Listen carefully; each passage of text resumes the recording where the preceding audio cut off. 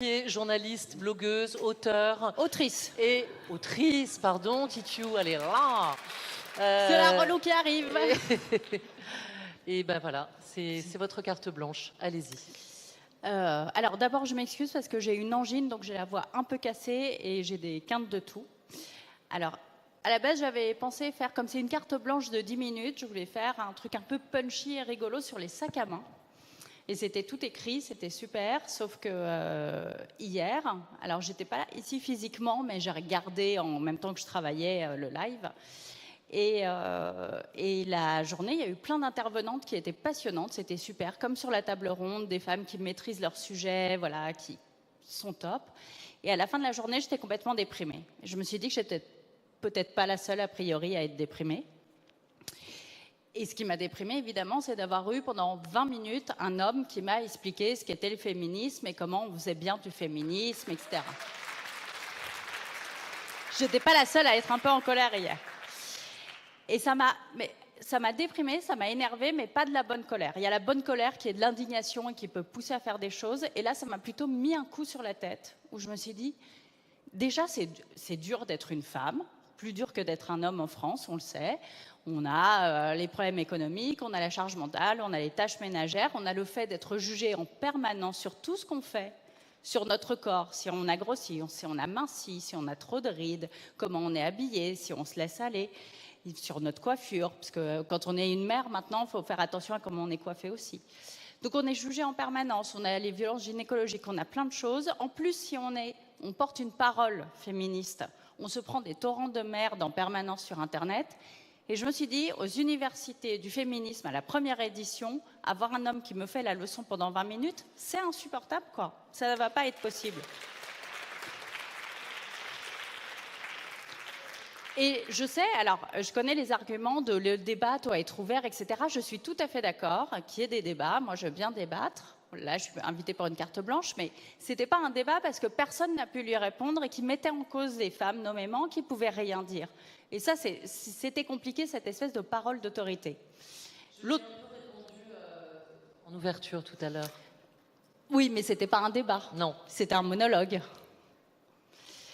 Et il y avait ça, et puis il y a le côté, alors je sais, on ne donne pas de brevet de féminisme, on est tous d'accord et toutes d'accord là-dessus. Moi j'ai fait la blague pendant des années sur ce truc-là, mais il y a quelque chose maintenant qui me gonfle, c'est que ça ne veut pas dire que n'importe qui peut s'autoproclamer féministe, et c'est un truc inamovible.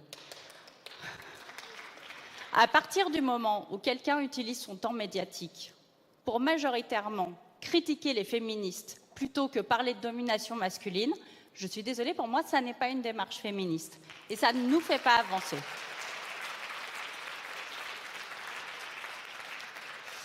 Et voilà, donc hier soir, j'étais en colère. Ce matin, j'étais encore en colère. Et donc, j'ai laissé tomber mon idée de sac à main, même si c'était vachement bien ce que j'avais préparé. Et je me suis dit, je ne vais pas non plus passer mes 10 minutes de temps de parole à dire du mal de Raphaël Enthoven ou d'autres. Ce n'est pas mon propos. Je vais faire le truc qu'il ne fait jamais et que je lui reproche le plus. J'ai envie de féliciter les féministes. J'ai envie de dire à toutes les féministes que vous faites, c'est génial. Et c'est absolument toutes. Et je ne fais pas de distinction de religion, de couleur de peau, d'orientation politique, etc. Du moment où on parle domination masculine et sexisme au quotidien dans la société, il y a une base déjà, on est d'accord. Et voilà, c'est le principe de la sororité, mais j'aimerais que dans les mouvements féministes, on est très forte pour débattre entre nous de plein de trucs, on n'est pas d'accord. Mais par contre, pour s'auto-congratuler, on est vraiment nul. On ne sait pas le faire. On n'est jamais en train de se dire « Ah, waouh, c'est super ce que j'ai fait aujourd'hui ». On ne voit que ce qu'on ne fait pas. On ne voit que ce qui n'avance pas. Donc j'aimerais juste là, sur ces 10 minutes, qu'on se dise « Bah ouais, on avance ». Et j'aimerais rendre hommage en premier lieu à toutes celles qui sont dans les associations d'aide aux victimes. On les entend assez peu. Elles font un travail de dingue.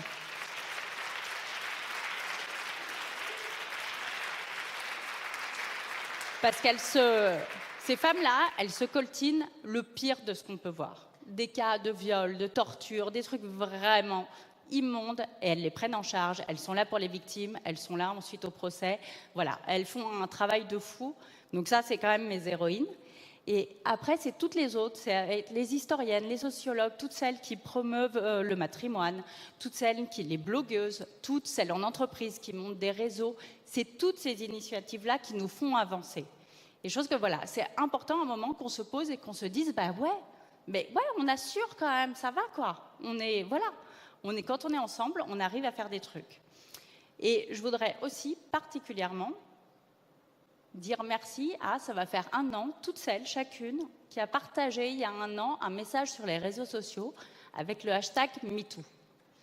Peu importe le contenu du message, il y a eu des messages qui racontaient des trucs un peu lourds mais pas très graves, il y a eu des messages qui racontaient des trucs très très graves. Mais chaque message renforçait les précédents. C'était pas, on savait, on avait tout compris, je pense, qu'on n'était pas dans une question de compétition victimaire, qu'on n'était pas là pour faire une chasse à l'homme, qu'on était là pour démontrer à la société qu'elle avait un problème avec le corps des femmes. Et ça, chacune qui a envoyé juste un message de quelques signes a participé à ça. Et ça aussi, je veux vous dire merci, parce que je trouve ça absolument génial.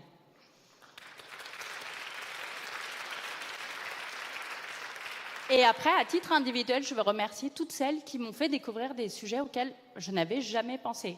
Le manspreading dans le métro. Moi, je n'avais pas remarqué avant de voir des filles en parler sur Internet. Les violences gynécologiques, j'y avais jamais fait attention. Je me disais, bah oui, c'est normal. C'est comme ça que ça doit se passer. Les règles, le tabou des règles. Enfin voilà, chacune a apporté quelque chose et c'est fabuleux. Et évidemment, aujourd'hui, j'ai une pensée particulière pour une qui a pointé un fait. C'est Rebecca Solnit, c'est l'américaine qui a conceptualisé l'idée de mansplaining, qui est le fait qu'un homme qui n'a pas travaillé sur un sujet considère toujours qu'il en saura autant qu'une femme qui a travaillé sur son sujet d'expertise.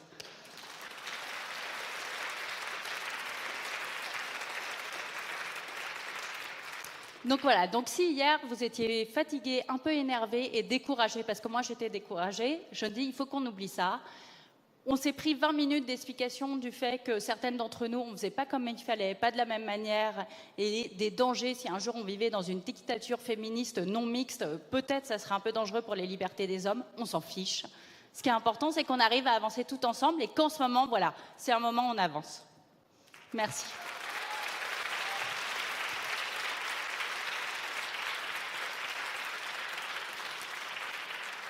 Et je vais faire quand même juste un tout petit aparté pour dire bravo à certains hommes, aux hommes, pas ceux qui laissent parler les femmes, on sait que c'est déjà bien, c'est déjà compliqué pour eux, ceux qui les écoutent.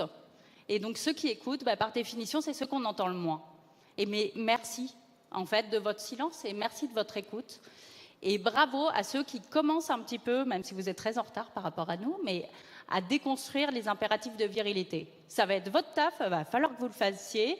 On a commencé à débroussailler vachement, mais voilà, c'est à vous aussi de faire ce boulot-là.